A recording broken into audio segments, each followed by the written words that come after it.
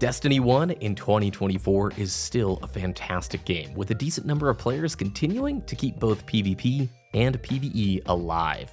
The game does have one major issue in 2024 though, that we'll talk about later in the video. I went back to play D1 again to see what the experience is like and to find out if the game is still playable.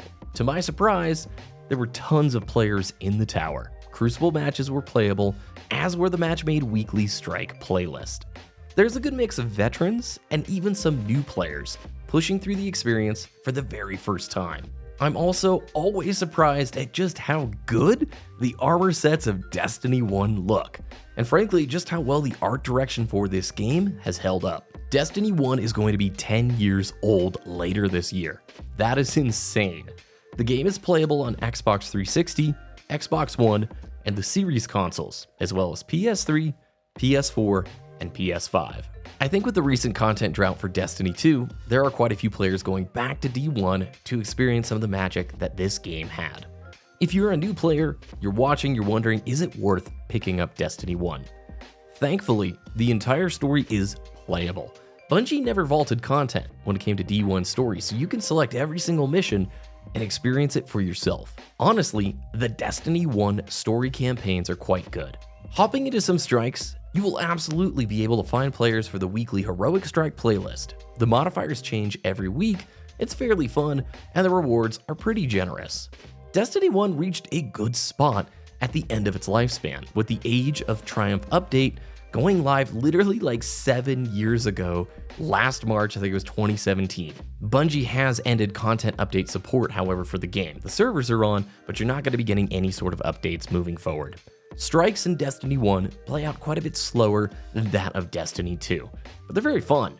I do think Strikes in D2 saw a ton of improvement, with the PvE side of the game really evolving and just feeling a little bit smoother, maybe a little bit faster and arcade-like versus Destiny 1. Matchmaking times, at least on the Xbox One side, were all under 2 or 3 minutes to get a group together, and most players know what they're doing at this point, so the strikes went pretty smoothly. On the PvP side of the game, you really only can choose the weekly featured playlist, at least to get into a match that won't take forever to search for. For new players, that is this node right here. From there, on weekends or during the evening time in the US, you can usually get into matches in about 5 minutes or less. I'm not sure how things are on the PlayStation side, but I would assume it's fairly similar to the Xbox. Once I found some matches, I absolutely fell in love again with D1 PvP. Pulling out my Ias Luna, No Land Beyond, Grasp of Malak, Matador 64, Icebreaker, Palindrome, and way more is just a great blast from the past. Destiny 1 PvP was always something I really enjoyed, and I think it has absolutely held up. You get a pretty good mix of the diehard players who never quit, new players who are getting thrashed, and everybody in between. Be prepared though to see the same group of people during your sessions, because the matchmaking pool really isn't big enough for skill-based matchmaking to make an impact, so you're gonna make friends. It's actually kind of rad, because if you play more than a few times a week, you'll start seeing similar names, and it gives it a little bit more of a community sense. The PvP side is actually where I got sucked into playing for hours today. Just remembering that in year 3, for the most part, I think Bungie had the game in a pretty solid spot for PvP, minus the whole secondary ammo economy thing. So you don't really get much secondary ammo. You spawn with it, if you die you lose it, and the only place to get it then is from like the crates or off of another player. I think it's been a while. So secondaries were like crazy strong year 3 Destiny 1, and if I remember right, the PvP team was just trying to figure out ways to encourage like primary v primary gameplay.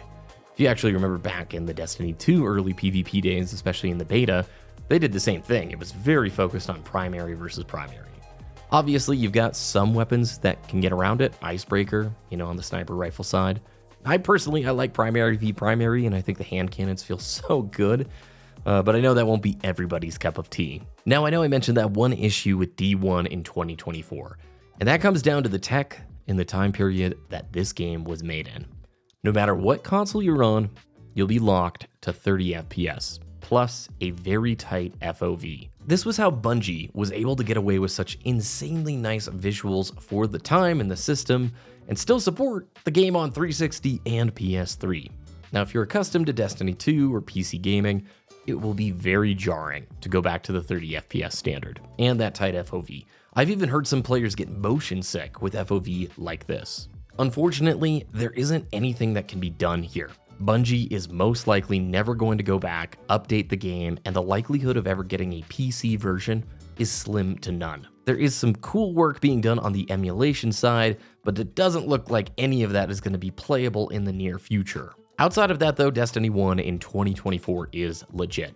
I'm absolutely surprised that even now, on the game's 10th year anniversary, there are players still keeping the game alive every single day. I poured so much time into Destiny 1. I've got a deep passion for those years, the community, the friends, all of that. It was a really special time. And Destiny 1 has some intangible magic, just a feeling that Destiny 2 was never able to capture, at least for me. Part of that was Destiny 1 in the early years was just Bungie learning about a live service experience. People, when they watch these older videos, tend to say, oh, Destiny 2, it's a far better game, and those nostalgia glasses get in the way of the absolute truth. Destiny 1 wasn't that great. But I think you need to think about for the time. The context always matters. Destiny 1 was pretty fun. Now the content droughts, they stunk. The monetization side wasn't the best, but the raids, the PvP, the story missions, trials, the gear, and for the time, I all think that was very special, and it's fun to go back and experience this title. Since Destiny 1 is an always online game, I would highly encourage you, if you're a fan of looter shooters, of FPS games, if you're a D2 person who never played Destiny 1, it is a good time to go back and experience this game. We really don't know how long Bungie is going to keep the lights on when it comes to these servers, and once it's down, it's probably going to be it. Unless there's a huge fan restoration project, this is likely the last, few years we're going to get to play this. Again, I don't really know. Maybe they have plans to keep the servers on for 10 plus more years, but it is a very great story experience, and it still holds up, and you can play through pretty much the whole thing by yourself. With that said, I keep hopping in here every few months, and I absolutely enjoy the experience. So I'll be going and playing some more PvP and getting my strikes done and just doing whatever until final shape for Destiny 2 arrives later this year. Thank you for watching. Please like the video. If you enjoyed, subscribe for more. As the wise Andy Bernard from The Office said, I wish there was a way to know you're in the good old days before you've actually left them. And you know what?